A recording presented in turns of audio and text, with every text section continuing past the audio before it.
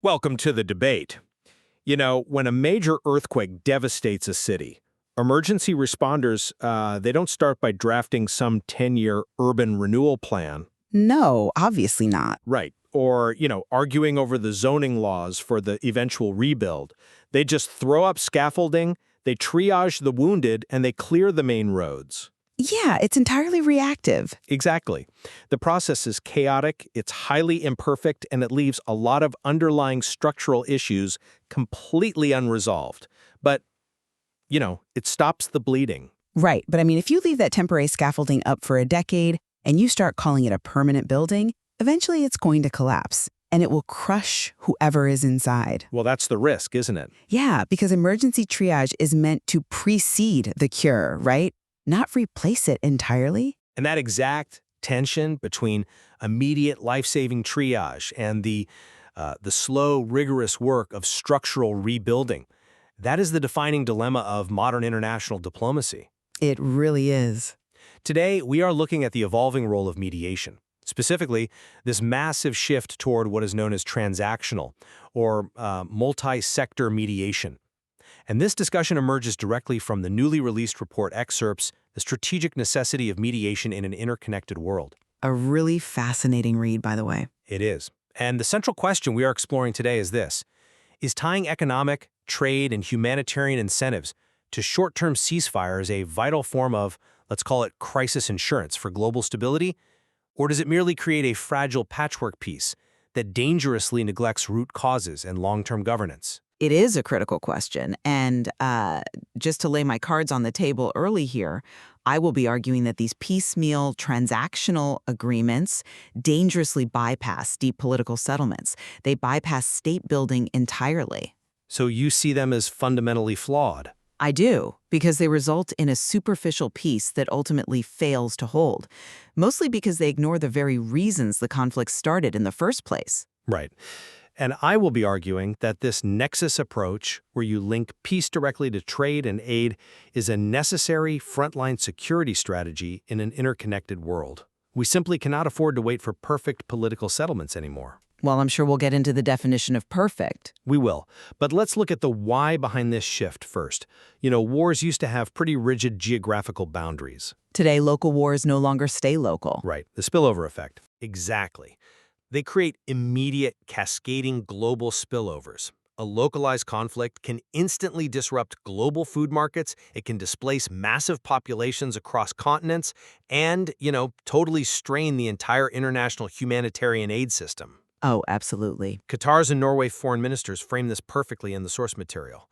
They described modern mediation as crisis insurance because traditional armed force and military deterrence, they are just insufficient now. I hear that, but calling it crisis insurance is giving a very, very generous framing to what the literature accurately calls peace processes light. But that light process saves actual lives.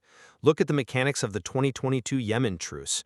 Mediators didn't try to solve the entire civil war in one room. No, they didn't. Highly specific, concrete economic and humanitarian incentives.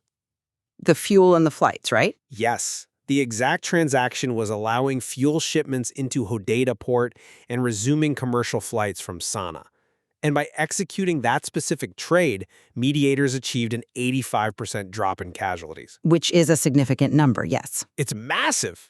That is not just a theory. That is thousands of lives saved by focusing on the immediate, practical transaction rather than, the ideological divide. Look, I come at it from a different way. While I absolutely acknowledge the short-term relief that a pause in violence brings, we have to look at how these deals actually function operationally over time. Okay, how so? The International IDA report highlights this perfectly. It argues that these agreements deliberately bypass the question of the state. They treat the symptoms, but they leave the root causes completely untouched. But they stop the act of fighting. Temporarily. What we are seeing is a normalization of what analysts call a war and peace sandwich. A war and peace sandwich? Okay, explain the mechanics of that. Like, how does that sandwich actually play out on the ground? It plays out logistically. Militaries drive their offensive until they literally stall out from exhaustion or, resource depletion. They run out of artillery shells or they run out of money. So they hit a wall. Exactly. And that is when mediators swoop in to broker minimal relief using these economic carrots you mentioned. The fighting stops. But it isn't peace, right? It's just a logistical pause. A pause to regroup, you're saying? Precisely. The moment the parties have rested, utilized the newly opened trade routes to restock their arsenals and rebuilt their supply lines, the conflict reignites. Because the structural reform necessary for lasting justice was completely ignored. It is an illusion of peace driven by operational fatigue. Okay, but if economic leverage is fundamentally flawed because it just facilitates a logistical pause, as you suggest, then we need to look at how that leverage actually operates on a macro scale. Let's do it. Let's look at the most prominent transactional tool we have right now, global market access. I point directly to the 2022 Black Sea Grain Initiative as an absolute triumph of dual-track mediation. A triumph? Yes, a triumph. We are talking about a conflict in Ukraine that threatened to cause catastrophic famine globally. But the mechanism of that deal is exactly what makes it so fragile. Let me break down how they actually got two warring nations to agree first, because the how is crucial here. The mediators from the UN and Turkey, they didn't put the two sides in a room and ask them to resolve their territorial disputes. Because they would have walked out. Exactly. They created a joint coordination center in Istanbul and established parallel processes. Ukraine got an agreement that allowed safe corridors for their ships to export grain, which generated vital revenue. Right. And Russia got a separate, parallel memorandum with the UN to ease sanctions on their own food and fertilizer exports. So by creating these two parallel tracks, they managed to allow 33 million tons of Ukrainian grain to ship to 45 different countries. It was a massive logistical feat, I won't deny that. They stabilized global food prices, they proved that economic incentives can bring bitter rivals to the table without forcing them to resolve the underlying war. You say it fed millions, and that's true, but look at the extreme fragility of that mathematical equation. The Black Sea Grain Initiative is actually the perfect example of why this approach is so dangerous. How is it dangerous if it fed 45 countries? Because it collapsed completely in July 2023. And why did it collapse? Because Russia simply withdrew when they felt their side of that parallel process wasn't being honored. Well, they had grievances about the sanctions, yes. Right. They felt the easing of sanctions on their agricultural bank and insurance premiums just wasn't happening fast enough. When you rely on economic incentives to hold a peace deal together, you introduce fatal risks. But nothing is risk-free in diplomacy. True, but if global markets shift or if one party suddenly feels that the economic math no longer works in their favor, the entire deal falls apart overnight. It reduces the sanctity of a peace agreement to a cost-benefit analysis on a corporate balance sheet. The underlying grievance wasn't solved, the parties were just temporarily rented. Okay, but isn't utilizing economic incentives like building a bridge with the materials at hand? How do you mean? Well, it might not be a perfect, permanent structure, but if it gets 33 million tons of food across a chasm during a global food crisis, shouldn't we value the crossing rather than critique the architecture? We cannot let the perfect be the enemy of the good when people are starving. Look, if you build a bridge out of volatile economic leverage, you aren't just building with sand. You're building a bridge out of stock options. Stock options? Yeah. The moment the global market shifts or the cost-benefit analysis changes, the bridge evaporates while people are still walking on it. You have to critique the architecture if the collapse is inevitable and predictable. Okay, well, if economic leverage is fundamentally flawed because markets fluctuate, as you pointed out with the grain initiative, then we have to look at the alternative lever mediators are pulling. Which is? Human survival. Does stripping away the financial math and focusing purely on humanitarian relief change the equation?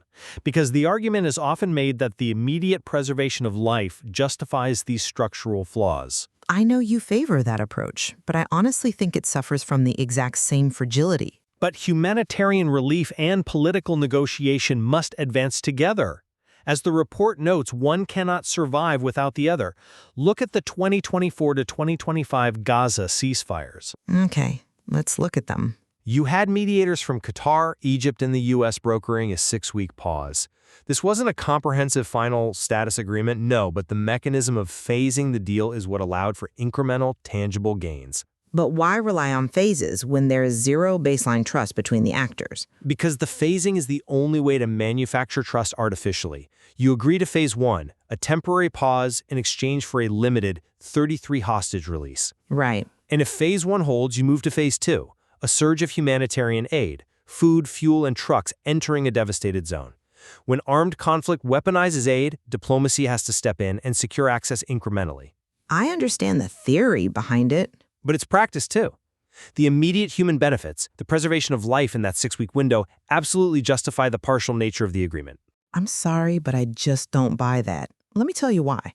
You bring up the mechanism of phase deals in Gaza, but you really have to look at the full timeline. Okay. The parties fundamentally breached the terms between those phases.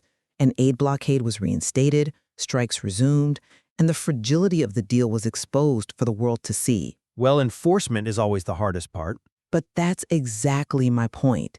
It proves that incremental deals require incredibly strong, enduring enforcement mechanisms. You can't just mandate phase 2 and assume it will happen. You have to enforce it. And that enforcement is almost always lacking in transactional mediation. I think a listener hearing about this might ask, though, even if it broke down, didn't it still secure that initial pause? Isn't an imperfect, temporary halt to violence better than nothing at all? It is better for those 6 weeks, yes. But if we want to talk about the dark side of linking policy goals to immediate hardball transactional levers, look at how this plays out outside of traditional war zones. Look at the 2019 U.S.-Mexico migration deal. Ah, the tariff for border enforcement deal. But how does that qualify as mediation? Because it is a textbook case of transactional, coercive diplomacy acting as a substitute for structural problem solving. Let's look at the mechanics of what happened there. Go ahead. The U.S. used extreme economic leverage, the threat of devastating escalating steel and aluminum tariffs, to force a policy change. Mexico, mechanically forced to protect its economy, absorbed more Central American asylum seekers, and deployed its newly formed National Guard to its southern border. And it achieved the immediate policy goal of slowing migration flows. Yes, it did. But at what cost? It created severe humanitarian strains by shifting the entire burden onto unprepared Mexican border towns. Right. The local infrastructure wasn't there. Exactly. The shelters overflowed, rights concerns skyrocketed, and most importantly, the underlying drivers of migration from Central America, poverty, gang violence, corruption, they were completely ignored. So it was a localized fix for a regional problem? It was a diplomatic victory on paper that created a humanitarian bottleneck in reality. When you use transactional levers to force a quick fix, you usually just push the pain onto a weaker actor. This issue of shifting the burden onto weaker states like Mexico reveals a deeper problem, or rather, a deeper shift in modern diplomacy, which is who is actually brokering these deals now? Yes, the actors themselves. Right. We aren't just talking about the UN or the United States anymore. The report highlights the rapid rise of middle powers and what scholars call disaggregated mediation. Right, the stepping away from traditional multilateral institutions. Exactly. And I view this as a deeply pragmatic and necessary evolution. Let's be honest, traditional powers often bring way too much historical baggage or ideological rigidity to the table. Well, they certainly bring baggage. They are frequently the ones supplying the arms, or they have deep colonial histories in the regions they are trying to mediate. Instead, we have actors like Qatar, the UAE, Turkey, and Oman stepping into the vacuum. Right. Nikolai Mladenov, the former UN envoy, points out in his analysis that these middle powers succeed because they leverage deep regional trust, and they employ a Seoul style of consensus building. We need to unpack what that actually means in practice, though. Right, we should. For those unfamiliar, Sulh is a traditional Arab and Islamic approach to dispute resolution. It prioritizes restoring social harmony, saving face, and securing practical restitution over, rigid Western-style punitive justice. It's heavily focused on the collective over the individual, right? Exactly. It is deeply pragmatic. In the 2024 Russia-Ukraine prisoner exchanges, or the Afghan peace talks hosted in Doha, this pragmatic, flexible style achieved results where traditional legalistic approaches just stalled out completely. I see the appeal of the flexibility, sure. These middle powers use their sovereign wealth funds, their control over key trade routes, and their regional ties as leverage to force a consensus that actually works for the local culture. Look, I have to push back aggressively on the concept of pragmatism here. Why? When we praise pragmatic stability over formal legalism, aren't we just giving a sophisticated name to do-it-yourself diplomacy? I mean, if ad hoc coalitions replace multilateral institutions, we risk sacrificing international law on the altar of quick transactional wins. I think that's a false dichotomy, though. You can maintain respect for international law while still allowing regional actors the flexibility to negotiate in ways that resonate with the local political culture. It doesn't have to be a Western-led tribunal to be valid. But the power dynamics are incredibly inequitable. When middle powers step in, they are very often serving their own strategic interests first. Well, every nation acts in its own interest to some degree. Sure, but they want to secure a vital trade route, or neutralize a regional rival, or simply boost their own global prestige as a peacemaker. And in doing so, they frequently sideline the weaker local parties who actually have to live with the consequences of the deal. Do you have a specific example in mind? Absolutely. Let's look at the mechanics of the 2022 Ethiopia-Tigray Accord to see how this fails. You mean the African Union-led truce in Pretoria? Yes, it was an AU-led diplomacy effort that successfully halted a catastrophic civil war. The mechanism they used was tying humanitarian access, opening up the blockaded Tigray region, to a key incentive. Disarming the Tigrayan forces' heavy weapons. Exactly. But because this mediation was orchestrated externally by regional actors who were prioritizing macro stability for the Horn of Africa, the structure of the talks heavily favored the federal government in Addis Ababa. So the local concerns were sidelined. Completely. The deep, localized grievances about regional governance and autonomy that started the war were left completely unresolved. But they achieved the disarmament. That's a tangible win. They achieved a military stand-down, but the locals remain incredibly wary today because the root of the conflict wasn't actually addressed. It was swept under the rug of pragmatic stability. I see. When you disaggregate mediation, handing it out to whatever ad hoc coalition has the most economic leverage on a given day, you get a massive gap between the signed agreement in the capital and the actual lived reality of peace on the ground. Look, I'm not convinced by that line of reasoning, because you are demanding a standard of perfection that simply does not exist in contemporary conflict. It's not perfection, it's sustainability. But yes, the Tigray Accord left regional governance questions open, but it also saw foreign troops beginning to withdraw and life-saving aid flowing back into communities that were entirely cut off and starving.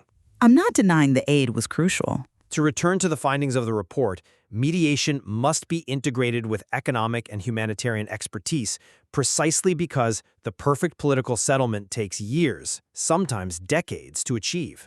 But the temporary fixes reduce the urgency to find that perfect political settlement. I disagree. The temporary fixes keep people alive so they can eventually reach that settlement. By incorporating economists, central bank specialists, and aid coordinators directly into foreign ministries and UN missions, we actually change the mechanism of diplomacy. Into a financial transaction. No, into a practical solution. We aren't just sending lawyers to argue about borders anymore. We are sending financial experts to negotiate the unfreezing of civil servant salaries. Right. We are sending economists to stabilize local currencies so families can literally buy bread. In a world of interconnected, cascading crises, this multi-track mediation is not a betrayal of justice. It is a vital, life-saving necessity. And I maintain that without institutionalizing long-term governance and justice, these piecemeal deals only pause conflict rather than resolve it. We'll have to agree to disagree on the timeline, I suppose. We are treating chronic diseases with painkillers here. We celebrate the temporary drop in the fever, but the infection continues to spread throughout the body politic. That's a grim metaphor. It's the reality. If we do not explicitly link these economic and humanitarian pauses to mandatory, monitored political tracks, forcing the parties to actually resolve their disputes, we are just financing the next cycle of violence. We are giving them the economic breathing room to rearm. Well, while we clearly disagree on the long-term efficacy of transactional deals, it seems we do share a crucial area of convergence here. And what's that? Both the literature and our discussion today recognize that traditional armed force and military deterrents are simply no longer sufficient to manage global security. Oh, agreed. Totally agreed. The normalization of armed conflict as a tool for dispute resolution has failed entirely. Exactly. There is universal support in the policy literature. I mean, from the UN Sustaining Peace Framework to the World Bank's Pathways for Peace for early, heavy investment in preventative diplomacy. So catching it before it boils over. Precisely. The mechanism for global stability needs to shift upstream. We need standing mediation teams and rapid response funding mechanisms deployed before the shooting starts, rather than just throwing billions of dollars at reactive reconstruction after a country is already in ruins. Exactly. Understanding both the immediate life-saving benefits and the systemic structural limitations of these transactional peace deals is absolutely crucial for policymakers. It's the only way forward. We are in an era where conflicts bleed across borders instantly. A blockade in Eastern Europe affects grain silos in North Africa, which in turn drives migration that impacts shelters in North America. And updating our institutional frameworks to handle that reality requires us to look honestly at what happens when the cameras leave, when the initial aid shipments run out, and when the economic incentives shift. Globally. I highly recommend reading it. We will leave it to you, the listener, to decide which perspective holds more weight in navigating this new diplomatic landscape. But as you consider the global conflicts dominating the headlines today, ask yourself, when the structure is burning down, do we demand a perfect blueprint, or do we grab the scaffolding and start building the bridge? Thank you for joining us.